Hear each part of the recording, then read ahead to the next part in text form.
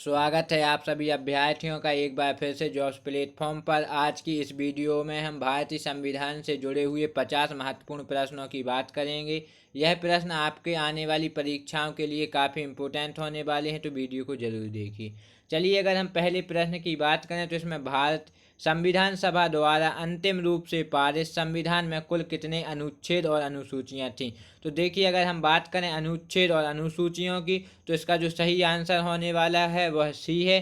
395 अनुच्छेद और 8 अनुसूचियां थी, तो जो सी वाला विकल्प है यह सही होने वाला है। चलिए, इसी के साथ हम अपने दूसरे नेक्स्ट प्रश्न की अगर बात करें तो इसमें बताया गया है संपूर्ण भारतीय संविधान के निर्माण में संविधान सभा को कितना समय लगा। संविधान सभा को जो समय लगा था उस वह 2 वर्ष 11 माह 18 दिन लगा था संविधान बनने में। तो इसका जो सही आंसर है वह बी होने वाला है। 2 वर्ष 11 माह और 18 दिन का समय लगा था संविधान को पूर्ण रूप से बनने में।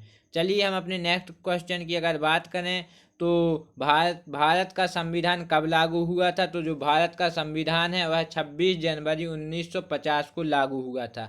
26 जनवरी 1950 को यह लागू हुआ था। इसका ए वाला आंसर सही है। चलिए, इसी के साथ अपने चौथे प्रश्न की अगर हम बात करें तो इसमें बताया गया है कि भारतीय संविधान सभा की स्थापना कब हुई थी। तो जो भारतीय संविधान सभा है उसकी स्थापना 9 दिसंबर 1946 को हुई थी। तो इसका जो सही आंसर है वह बी वाला होने वाला है। तो 9 दिसंबर 1946 इसका सही आंसर है। चलिए, अपने नेक्स्ट क्वेश्चन की अगर हम बात करें तो इसमें बताया गया है कि संविधान सभा के उद्घाटन अधिवेशन की अध्यक्षता किसने की थी। तो जो उद्घाटन अधिवेशन था उसकी अध्यक्षता की अगर हम बात करें तो सच्चिदानंद सिन्हा जी ने की थी। तो इसका जो सही आंसर है वह बी होने वाला है, सच्चिदानंद सिन्हा। चलिए, इसी के साथ अगर हम अपने छठवें प्रश्न की बात करें तो इसमें बताया गया है संविधान सभा के स्थायी अध्यक्ष कौन थे। तो जो संविधान सभा थे उसके जो स्थायी नहीं, जो संविधान सभा के अस्थायी अध्यक्ष कौन थे। देखिए, अगर हम अस्थायी अध्यक्ष की बात करें तो सच्चिदानंद सिन्हा ही इसके अस्थायी अध्यक्ष थे। तो जो छठवां वाला है जो सी, यह इसका सही आंसर होने वाला है सी। सच्चिदानंद सिन्हा जो अस्थायी अध्यक्ष समिति थे उसके मेंबर थे। चलिए, अगर हम बात करते हैं अपने 7वें क्वेश्चन की तो इसमें बताया गया है संविधान सभा के स्थायी अध्यक्ष कौन थे। जो स्थायी अध्यक्ष थे वह थे डॉक्टर राजेंद्र प्रसाद। डॉक्टर राजेंद्र प्रसाद इसके स्थायी अध्यक्ष थे। तो जो इसका जो सही आंसर है वह सी वाला होने वाला है। स्थायी अध्यक्ष डॉक्टर राजेंद्र प्रसाद थे और अस्थायी अध्यक्ष थे सच्चिदानंद सिन्हा जी। चलिए, इसी के साथ अपने 8वें क्वेश्चन की अगर हम बात करें तो संविधान सभा के संवैधानिक सलाहकार कौन थे। तो जो संविधान सभा थे उसके जो संवैधानिक सलाहकार थे वह थे वेनेगल नरसिंह राव। वेनेगल नरसिंह राव। तो इसका सही आंसर डी वाला होने वाला है। वेनेगल नरसिंह राव इसके संवैधानिक सलाहकार थे। चलिए, अगर हम बात करते हैं अपने 9वें प्रश्न की तो इसमें बताया गया नीति आयोग का अध्यक्ष कौन होता है। जो नीति आयोग है उसका अध्यक्ष जो है वह प्रधानमंत्री होता है। तो इसका सही आंसर होने वाला है ए। नीति आयोग के जो अध्यक्ष हैं वह प्रधानमंत्री होते हैं। चलिए, इसी के साथ अपने 10वें प्रश्न की अगर हम बात करें तो इसमें बताया गया है कि भारतीय संविधान सभा की प्रारूप समिति के अध्यक्ष कौन थे। तो जो भारतीय संविधान सभा थी उसकी प्रारूप समिति की अध्यक्ष डॉक्टर भीमराव अंबेडकर थे। डॉक्टर भीमराव अंबेडकर। तो इसका जो सही आंसर होने वाला है वह सी होने वाला है, डॉक्टर भीमराव अंबेडकर। चलिए, हम अपने 11वें क्वेश्चन की अगर बात करें तो किस राज्य विधानसभा के सदस्यों की न्यूनतम संख्या कितनी हो सकती। जो राज्यसभा के विधानसभा के सदस्य की न्यूनतम संख्या है वह 40 हो सकती है। मतलब जो आंसर इसका सी सही होने वाला, 40 न्यूनतम संख्या हो सकती है, इससे कम संख्या नहीं हो सकती। चलिए, बात करते हैं 12वें क्वेश्चन की। तो भारत के उच्चतम न्यायालय की प्रथम महिला न्यायाधीश कौन थी। तो उच्चतम न्यायालय है उसकी जो प्रथम महिला न्यायाधीश थी वह थी एम फातिमा बीवी। एम फातिमा बीवी इसकी भारतीय न्यायालय की प्रमुख महिला न्यायाधीश थी। तो आंसर बी इसका सही होने वाला है। चलिए, बात करते हैं अपने नेक्स्ट क्वेश्चन की। तो इसमें बताया गया है ईवीएम का पूर्ण रूप क्या है। ईवीएम का पूर्ण रूप क्या है। तो जो ईवीएम है इसका पूर्ण रूप है electronic voting machine. Electronic voting machine को ईवीएम भी कहा जाता है, इसका फुल फॉर्म है। तो इसका सही आंसर डी होने वाला है, इलेक्ट्रॉनिक वोटिंग मशीन। चलिए बात करते हैं अपने 14वें प्रश्न की। तो भारतीय संविधान सभा में महिला सदस्यों की कुल संख्या कितनी थी? तो जिसमें जो महिला सदस्यों की कुल संख्या है वह डी होने वाली 15 महिला की सदस्यों की संख्या थी। तो आंसर डी इसका सही है, 15 इसका सही आंसर है। चलिए बात करते हैं भारतीय संविधान के किस भाग को उसकी आत्मा कहा जाता है? तो भारतीय संविधान के किस भाग को उसकी आत्मा कहा जाता है? तो प्रस्तावना को उसकी आत्मा कहा जाता है, मतलब ए वाला आंसर सही होने वाला है। चलिए बात करते हैं अपने नेक्स्ट क्वेश्चन की। तो भारत एक खालिस्तान है। तो देखिए जो भारत है वह धर्मनिरपेक्ष राष्ट्र है। भारत एक धर्मनिरपेक्ष राष्ट्र है। इसका जो सही आंसर है वह ए होने वाला है। चलिए अगर बात करते हैं अपने नेक्स्ट क्वेश्चन की। तो इसमें बताया गया भारत का संविधान पूर्ण रूप से तैयार हुआ। जो भारत का संविधान है वह पूर्ण रूप से 26 नवंबर 1949 को भारत का संविधान पूर्ण रूप से तैयार हो गया था। तो इसका जो सही आंसर है वह बी होने वाला है। चलिए बात करते हैं अपने नेक्स्ट क्वेश्चन की। तो इसमें बताया गया है विश्व का सबसे बड़ा लिखित एवं सर्वाधिक व्यापक संविधान किस देश का है? तो देखिए इसका आंसर भारत है। भारत विश्व का सबसे बड़ा लिखित एवं सर्वाधिक व्यापक संविधान है। तो इसका सही आंसर बी होने वाला है, भारत। चलिए इसके बाद अगर बात करते हैं अपने 19वें क्वेश्चन की। तो भारत संविधान का अभिभावक कौन है? भारतीय संविधान का अभिभावक कौन है? तो इसका सही आंसर होने वाला है सर्वोच्च न्यायालय। सर्वोच्च न्यायालय भारतीय संविधान का अभिभावक है। तो आंसर सी सही होने वाला है।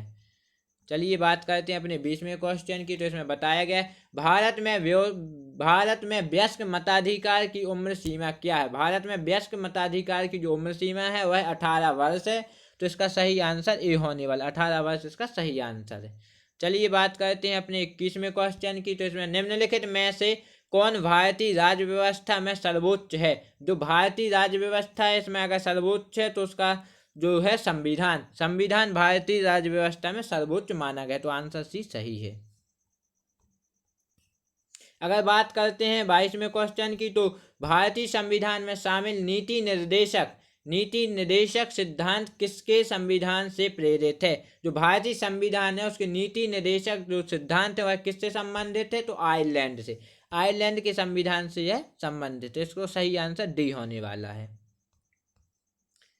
23वें क्वेश्चन की अगर हम बात करें तो भारतीय संविधान में मौलिक कर्तव्य का विचार लिया गया। तो भारतीय संविधान है उसमें मौलिक कर्तव्य का जो विचार है वह कहाँ से लिया गया है? तो वह रूस के संविधान से लिया गया है।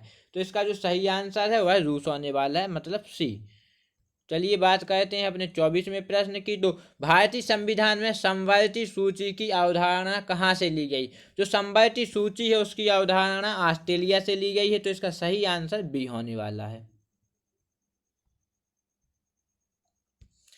25वें क्वेश्चन की अगर हम बात करें तो नीति आयोग में NITI का पूर्ण रूप क्या है? NITI का जो पूर्ण रूप है नीति आयोग में वह है national institution for transformation India. इसका सही आंसर डी होने वाला है।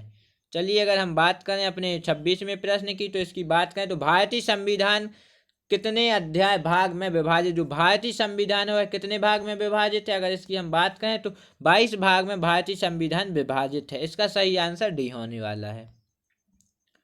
चलिए बात करते हैं संविधान के किस भाग में नीति निर्देशक तत्वों का उल्लेख किया गया है? जो भारत है उसके किस संविधान में नीति निर्देशक तत्व का अगर बात करें उल्लेख किया गया है? तो इसका सही आंसर होने वाला है भाग 4। भाग 4 में नीति निर्देशक सिद्धांतों का उल्लेख है।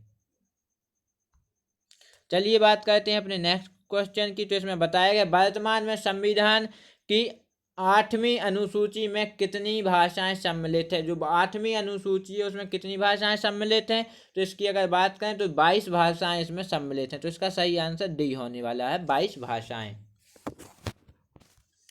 चलिए बात करते हैं अपने 29वें प्रश्न की। तो इसमें बताया गया संविधान के किस भाग में नागरिकता का उल्लेख है? तो भाग 2 में नागरिकता का उल्लेख है। तो इसका सही आंसर बी होने वाला है। चलिए वर्तमान में भारतीय संविधान में कुल कितनी अनुसूचियां हैं? तो भारतीय संविधान में अभी 12 अनुसूचियां हैं। तो इसका सही आंसर सी होने वाला है, 12 अनुसूचियां भारतीय संविधान में हैं। अगर 31वें क्वेश्चन की अगर हम बात करें तो भारतीय संविधान के किस अनुच्छेद के तहत हिंदी को संघ की आधिकारिक भाषा घोषित किया गया? जो संघ की आधिकारिक भाषा घोषित किया गया है? तो इसका सही आंसर होने वाला 343, मतलब आंसर बी इसका सही है। सत्यमेव जयते कहाँ से लिया गया है? सत्यमेव जयते जो है वह आंसर ए वाला इसका सही होने वाला है। मुंडकोपनिषद से सत्यमेव जयते लिया गया है। बात करें अगर भारतीय संविधान में 22 भाषाओं का उल्लेख किस अनुसूची में है? तो भारतीय संविधान में 22 भाषाओं का उल्लेख 8वीं अनुसूची के अंतर्गत आता है। तो इसका सही आंसर बी होने वाला है। अगर हम 34वें प्रश्न की बात करें कि भारतीय संविधान की किस अनुसूची में पंचायती राज संस्थाओं का प्रावधान है? जो भारतीय संविधान की अनुसूची है उसमें पंचायती राज संस्थाओं का प्रावधान किसमें है? तो इसका सही आंसर है 11वीं अनुसूची। 11वीं अनुसूची के अंतर्गत यह प्रावधान है। तो इसका सही आंसर बी है। भारत का राष्ट्रीय वृक्ष कौन सा है? तो भारत के राष्ट्रीय वृक्ष की अगर बात करें तो हम भारत का राष्ट्रीय वृक्ष बरगद है। तो इसका सही आंसर ये होने वाला है। संविधान के अनुसार तिरंगे की लंबाई एवं चौड़ाई के बीच का अनुपात कितना होना चाहिए? अगर हम चौड़ाई और लंबाई की बात करें तो इसका जो आंसर है वह 3.2 होने चाहिए, मतलब इसका सही आंसर ए होने वाला है। भारतीय संविधान के अनुसार तिरंगे की लंबाई एवं चौड़ाई 3:2 होनी चाहिए, मतलब इसका सही आंसर ए होने वाला है। अगर हम 37वें प्रश्न की बात करें कि भारतीय संविधान के किस अनुच्छेद में प्रेस की स्वतंत्रता दी गई है? जो प्रेस की स्वतंत्रता है वह अनुच्छेद 19A के अनुसार दी गई है। तो इसका सही आंसर डी होने वाला है। अगर बात करें 42वें संशोधन द्वारा संविधान के किस अनुच्छेद में मौलिक कर्तव्यों को जोड़ा गया है? तो इसका सही आंसर होने वाला है अनुच्छेद 51A। 51A के तहत यह संशोधन जोड़ा गया है मौलिक कर्तव्यों का। तो इसका सही आंसर बी होने वाला है। भारत का राष्ट्रीय गीत किसने लिखा था? तो भारत का जो राष्ट्रीय गीत है वह बंकिम चंद्र चटर्जी ने लिखा था। तो सही आंसर बी होने वाला है। भारत के राष्ट्रीय गान के रचयिता कौन है? तो भारत के राष्ट्रीय गान के रचयिता रविंद्रनाथ टैगोर हैं। आंसर ए इसका सही आंसर होने वाला है। भारत में कुल कितने उच्च न्यायालय हैं? तो भारत में अगर बात करें 25 उच्च न्यायालय हैं। उच्च न्यायालयों की संख्या भारत में 25 है, मतलब 25। आंसर सी इसका सही होने वाला है। झारखंड राज्य का गठन कब हुआ था? तो झारखंड राज्य का गठन 15 नवंबर 2000 में हुआ था। इसका आंसर सी वाला सही है, 15 नवंबर 2000, सन 2000 इसका सही आंसर होने वाला। हिमाचल प्रदेश को राज्य का दर्जा कब प्रदान हुआ? जो हिमाचल प्रदेश को राज्य का दर्जा कब प्रदान हुआ? तो इसका सही आंसर होने वाला 1971 में। तो आंसर सी इसका सही आंसर होने वाला। 1971 में हिमाचल प्रदेश को राज्य का दर्जा प्रदान किया गया था। नए राज्य के गठन अथवा सीमा में परिवर्तन करने का अधिकार किसको है? तो जो नया राज्य उसका गठन तथा सीमा के परिवर्तन का अधिकार संसद को है। तो इसका सही आंसर डी होने वाला। संसद को यह अधिकार है, वह किसी भी राज्य की सीमा को परिवर्तन तथा गठन कर सकती है। निम्नलिखित में से कौन किस राज्य का क्षेत्र घटा या बढ़ा सकता है? जो राज्य का क्षेत्र घटा या बढ़ा सकता है वह संसद है। संसद किसी भी राज्य का क्षेत्र बढ़ा या घटा सकता है। तो आंसर बी इसका सही होने वाला है। चलिए अगर हम बात करें उच्चतम न्यायालय के न्यायाधीशों की सेवानिवृत्ति की आयु सीमा कितनी है? तो 65 वर्ष इनकी आयु सीमा है जो उच्चतम न्यायालय के न्यायाधीश के। इसका आंसर ए सही होने वाला है। चलिए बात करते हैं 47वें क्वेश्चन की। तो हरियाणा राज्य कब बना? तो हरियाणा राज्य 1 नवंबर 1966 में बना था। आंसर ए इसका सही होने वाला है। अपने 48वें क्वेश्चन की अगर हम बात करें तो पाकिस्तान से आकर भारत में नागरिकता प्राप्त करने संविधान संबंधी प्रावधान का वर्णन निम्नलिखित में से किस अनुच्छेद में वर्णित है? तो जो पाकिस्तान से आकर भारत की नागरिकता संबंधी प्रावधान अगर हम बात करें अनुच्छेद से जो 6 है इसमें वर्णित है। अनुच्छेद 6 मतलब ए इसका सही आंसर होने वाला है। वर्तमान में भारतीय नागरिकों को कितने मौलिक अधिकार प्राप्त हैं? तो 6 अधिकार मौलिक अभी प्राप्त हैं। इसका सही आंसर ए है। भारत के संविधान का निम्नलिखित में से कौन सा अनुच्छेद समानता के अधिकार से संबंधित है? तो 14 से 18 जो अनुच्छेद है वह कैसे संबंधित है? समानता से। तो आंसर सी इसका सही होने वाला है, 14 से 18। जो यह प्रश्न है यह परीक्षा की दृष्टि को देखते हुए काफ़ी इंपॉर्टेंट है, काफ़ी परीक्षा में यह प्रश्न पूछे जाते हैं संविधान से रिलेटेड। तो आज के लिए यह प्रश्न थे। आज के लिए इतना ही। वीडियो को लाइक शेयर एंड सब्सक्राइब करना बिल्कुल भी ना भूलें। धन्यवाद।